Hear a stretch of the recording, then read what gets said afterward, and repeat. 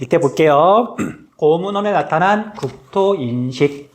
자, 우리가 지난 시간까지는 지도에 대해서 이야기를 했다면 이번 시간에는 책에 대해서 이야기를 할 거예요.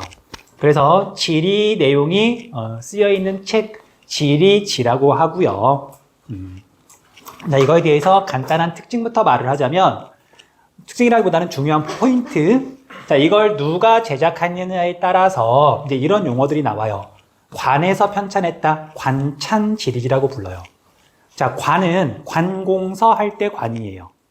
국가, 정부, 그걸 관찬, 정부에서 낸 걸. 자, 그에 비해서 일반 개인이 제작한 지리책을 사찬지리지라고 불러요. 개인 사자, 사적인, 어려운 말은 아니죠. 두 가지로 구분을 하더라. 그리고 지리지에서 다루고 있는 공간 범위에 따라서 이렇게 구분하더라. 이건 별거 아니니까 그냥 보고 넘어가시면 되고요. 자, 이제 밑에 있는 이제 일반적인 특징을 정리할 건데, 반드시 그런 건 아니지만 우리가 시험 문제를 내야 되다 보니까 이걸 특징이 뚜렷한 걸로 구분하거든요. 그래서 관찬지리지는 조선시대 내내 계속 국가에서 만들어요. 통치하려면 각 지방에 대한 정보가 필요하잖아.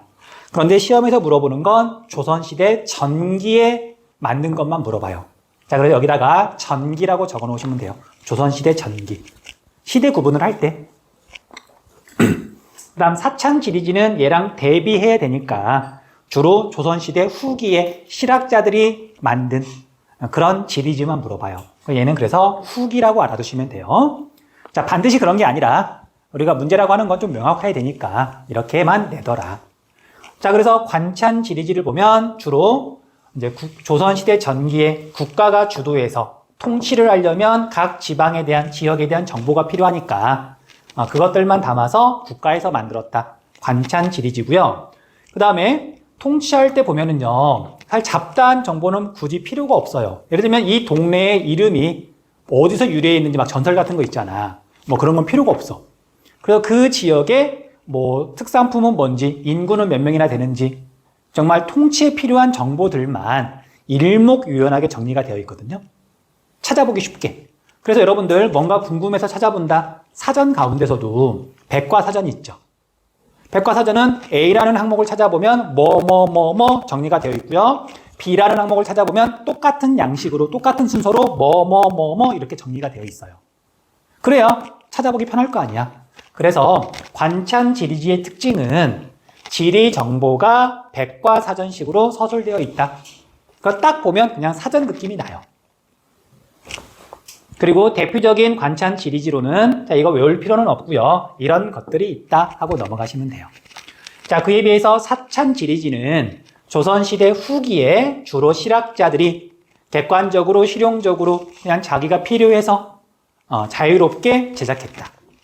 그리고 서술 형식을 보면은요, 그냥 자유롭게 마치 수필 쓰듯이, 여행기 쓰듯이, 설명문 쓰듯이 그냥 줄글 형태로 이렇게 설명식으로 서술했다. 그래서 뒤에 보면 이제 대표적인 자료가 나오는데 딱 보면 관찬지리지인지 사찬지리지인지 그냥 보면 보여요. 넘어갈게요. 자, 대표적인 사찬지리지로는 여러분들도 이름 들어봤을 것 같아. 택리지. 그쵸? 자, 이건 여러분들 고등학생들한테 추천하는 책 100권. 이게 보통 과목별로 선정이 되거든. 지리에서 맨날 집어넣는 책이에요. 그런데 미리 고백하자면 나 안 읽어봤다. 자세한 거 물어보지 마세요. 자, 아무튼 읽어본 친구들도 덜어 있더라고요. 그만큼 유명한 책이더라. 이중환이라는 사람 알아두시면 좋고요. 그 다음에 신경준의 도로고, 정약용의 아방 강역고 등은 그냥 그렇구나 하고 넘어가시면 돼요. 넘어갈게요. 자, 이 중에 이제 이중환의 택리지 중심으로 해서 설명할게요. 자, 택리지는 이중환이라는 사람이 쓴 건데 크게 네 부분으로 이루어져 있어요. 3인 총론, 8도 총론, 복거 총론, 총론으로 이루어져 있는데 너무 자세히 알 필요는 없고요. 이 가운데 실제로는 복거 총론만 알면 돼요. 내용을 알 필요는 없고 얘가 어떤 의미가 있는지. 근데 참고로 8도 총론은 조선시대 때는 함경북도, 함경남도 그런 거 없었고요. 그냥 함경도였어. 전라북도, 전라남도 그런 거 없었고 그냥 전라도였거든요. 그래서 조선시대 때는 전국이 8개의 도로 나뉘어져요. 조선 팔도라 그러거든요. 그래서 팔도 총론, 그냥 우리나라 전체 내용에 대해서 총론 대략적으로 써놓은 게 팔도 총론이고요. 그다음 복거 총론은 이 복이라는 게 뭐 복을 받다 뭐 거의 그런 뜻이에요.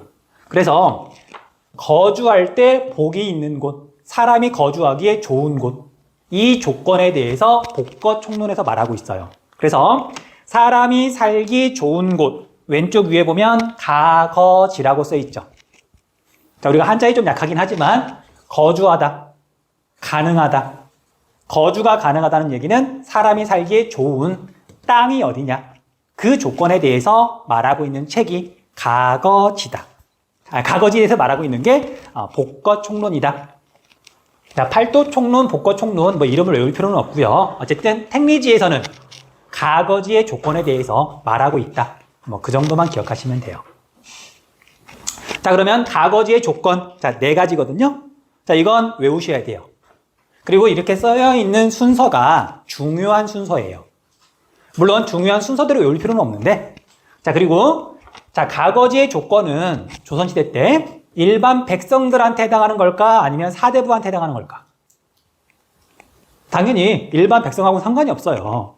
일반 백성들은 뭐 거주 이전의 자유도 없고 자기가 사는 곳을 선택할 그런 게 없잖아. 그리고 내가 만약에 노비로 태어났으면 뭐 더하죠? 그래서 여기서 말하는 가거지는 사대부, 양반들에 해당하는 거예요.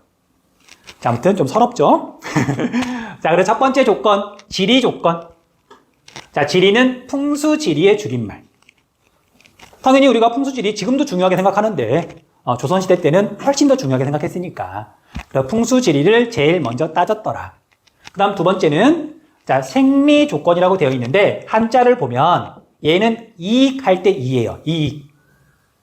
그 다음에 그게 생긴다. 경제활동이랑 관련된 조건. 자, 어디는 뭐 풍수지리는 좋긴 한데 경사가 급하고 산골짜기야. 농사 지을 땅이 없어. 그럼 당연히 사람이 살기 힘든 거잖아.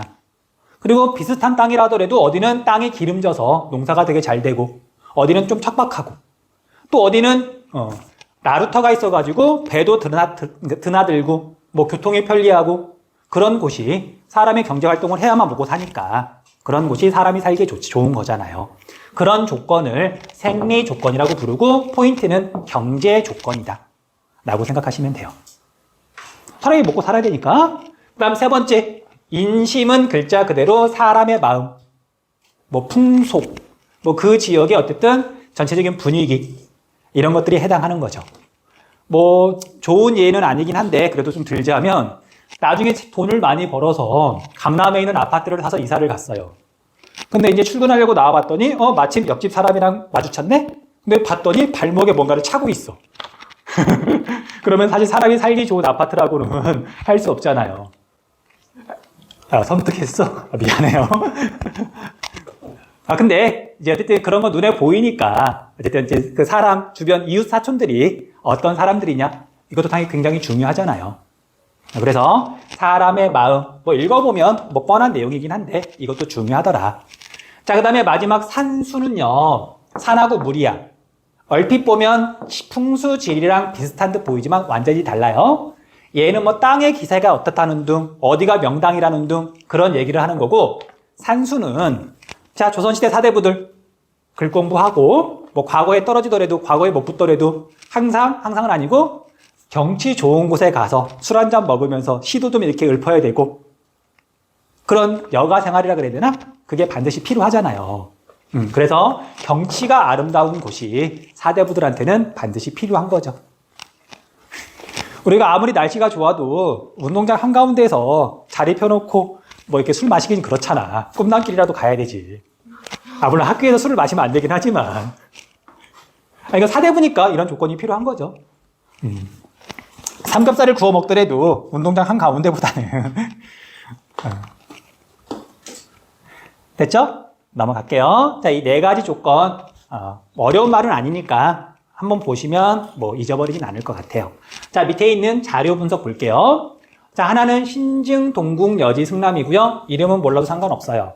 근데 딱 보니까 나주에 대한, 나주 지역에 대한 뜬금없이 물어볼까? 여러분들 전라남도 나주 뭐가 유명하죠? 그래, 나주 배. 또 뭐가 있을까? 일단 배 되게 유명해요. 나주 배. 또 나주 곰탕도 유명하고요.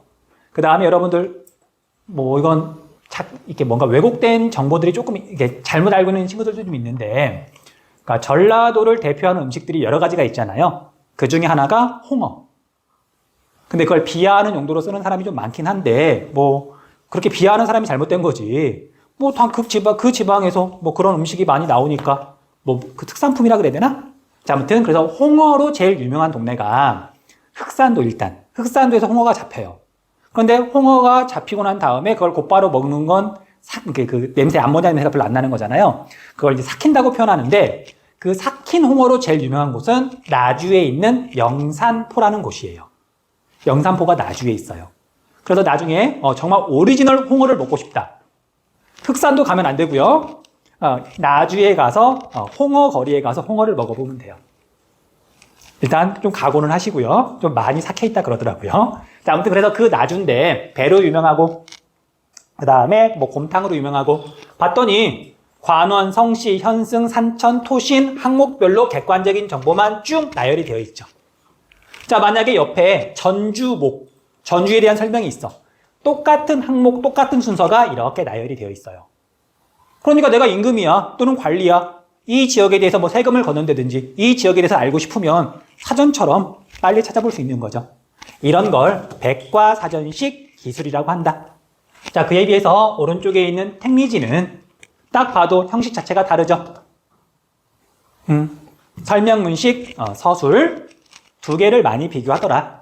어떤 게 더 먼저 제작됐느냐, 관찬이냐 사찬이냐, 개인적인 뭐 주관적인 어떤 기술, 주관적인 부분은 많이 들어갔느냐 적게 들어갔느냐, 네, 그런 것들을 맨날 물어봐요. 뭐 문제가 나오면 되게 쉽게 나오니까 뭐 겁먹을 필요는 없고. 자, 그리고 마지막 근대 이후 국토인식의 변화까지 정리하고 설명하고 정리할 시간 줄게요. 자, 이제 조선시대가 지나고 근대 이후라고 되어 있는데, 근대는 조선시대 말부터 뭐 일제강점기까지가 근대거든요. 우리나라 역사 구분에서. 자, 그래서 이 시대 때 일제강점기에는 우리 조상들이, 우리나라 사람들이 우리의 주관대로 우리의 땅을, 우리의 국토를 보지 못하고 일본 애들이 식민 지배를 정당화하기 위해서, 합리화하기 위해서 잘못된, 왜곡된 국토관을 강요했죠. 그 대표적인 게, 자, 우리나라 한반도는 이제 그림에 따라서, 관점에 따라서 대륙을 향해서 이렇게 정말 이렇게 으르렁대고 있는, 포효하고 있는 호랑이로 볼 수도 있고, 근데 모양에 따라서는 토끼 모양으로 볼 수도 사실 있기도 해요. 근데 그건 관점인 거잖아. 근데 일본 애들은 우리나라는 니들은 토끼 닮았다, 힘이 없으니까, 네, 그런 식으로 강요를 한 거죠. 그러니까 교과서에 이제 그런 그림들을 일부러 막 실어놓고 그랬던 적이 있다 그러더라고요. 그 다음에 우리나라는 갯벌이 많은 건 사실이야. 근데 갯벌이 많은 나라가 세상에 되게 드물어요. 일본은 갯벌이 거의 없어. 그런데 여러분들이 갯벌이 쓸모없는 땅인가? 아니죠. 실제로는 아니란 말이야. 그런데 이제 이런 걸 가지고 왜곡된 정보로 그걸 강요한 거죠. 심지어 이제 이렇게 땅에 기가 흐르는 풍수 지리를 따졌을 때 중요한 산 같은 데다가는 뭐 쇠말뚝도 박아놓고, 일본 애들이 그런 거잖아요. 아무튼 그래서 이건 왜곡된 국토 인식. 넘어갈게요. 자, 그러다가 이제 한국 전쟁이 끝나고 1960년대부터 우리나라는 본격적으로 경제 개발이 시작돼요. 근데 우리나라는 이제 1950년대에는 전 세계에서 제일 가난한 나라, 정말 먹고 사는 게 너무 힘든 나라. 그 경제가 발전하기 시작하는데 그때는 자연 보호 뭐 그런 걸 생각할 겨를이 없었죠.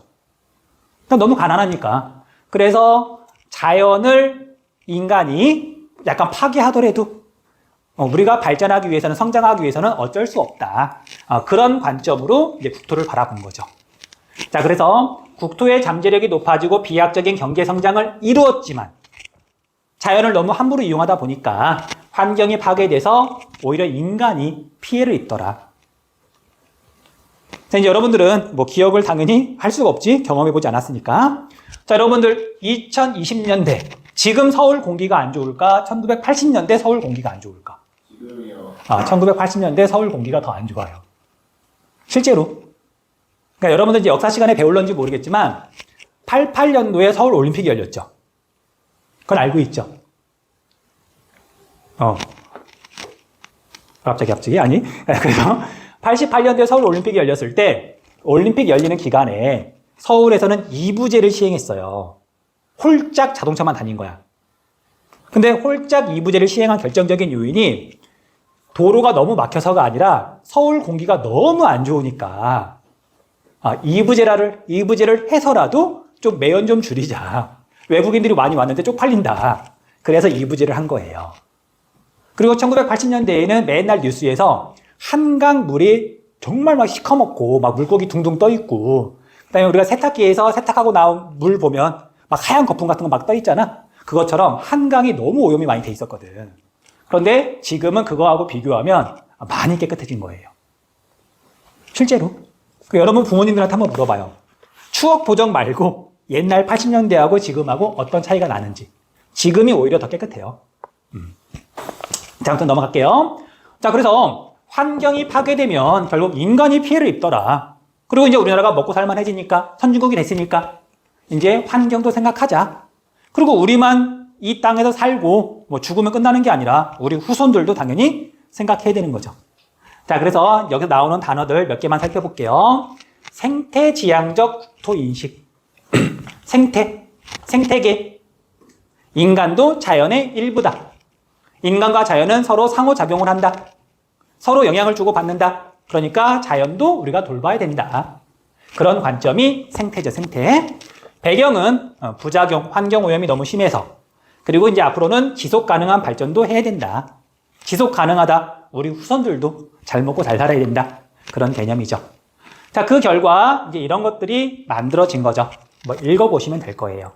자, 여기까지 정리할 시간 충분히 줄 테니까 정리하시고요. 잠깐만 있다가 다음 페이지로 넘어갈게요.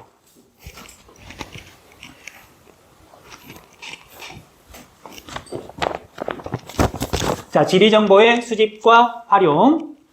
자, 우리 지리정보라는 건 그냥 말 그대로 지리정보예요. 뭐 대충 뭔지 무슨 말인지 알겠죠? 뭐 근해 공식은 수학 정보인 거고, 뭐 문법 형식 같은 건 뭐 영어, 언어 정보인 거고. 자, 지리정보는 인간이 생활하는 공간과 지역에 관한 정보다. 넘어가시면 되고요. 자, 이런 지리정보의 유형으로는 3가지가 있는데 이거 3가지 구분할 줄 알아야 돼요. 자, 그래서 이건 기본적으로 뭐 외워야 될 정도로 어려운 건 아니지만, 그리고 단어 뜻이 어렵진 않으니까 보면 쉽게 이해할 수 있을 거예요. 자, 첫 번째 공간 정보라는 게 있어요. 그냥 공간 그 자체에 대한 이야기야. 자, 그래서 장소나 현상의 위치 및 형태에 대한 정보다. 그래서 여기다 좀 필기 좀 해놓으세요. 필기라기보다는 오른쪽에 봤더니 주로 점, 선, 면으로 나타나고요. 점, 선, 면으로 나타나고요. 그 다음에 여기에는 없지만 위도나 경도로 주로 표시하는 게 공간 정보예요. 자, 쉽게 말하면 자, 우리가 서울이라고 하는 공간에 대해서 이야기를 하고 싶어.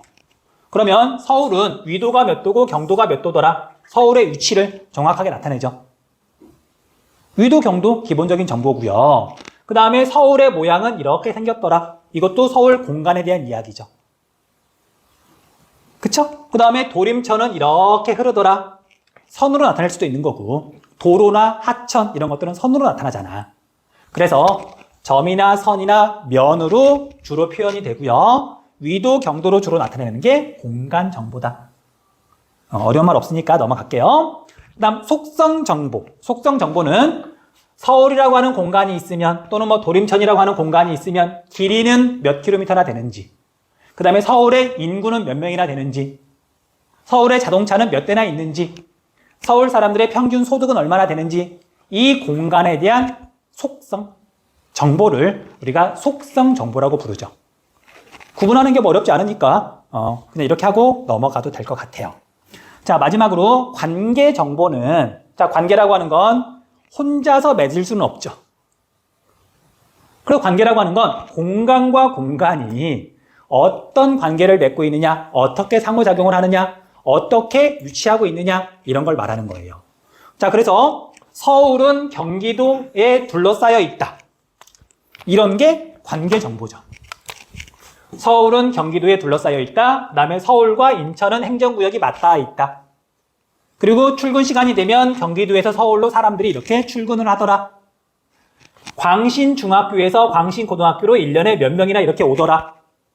공간과 공간이 어떻게 영향을 주고 받는지 이런 이야기들이 관계 정보에 해당해요. 어려운 거 없어요, 이건. 자, 그래서 여기는 넘어갈게요. 패스하시고요. 그 다음 지리 정보의 수집 볼게요. 잠시만요. 수집.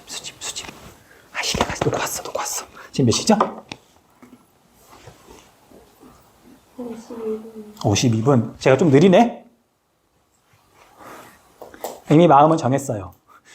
자, 오늘 여기까지 하고요.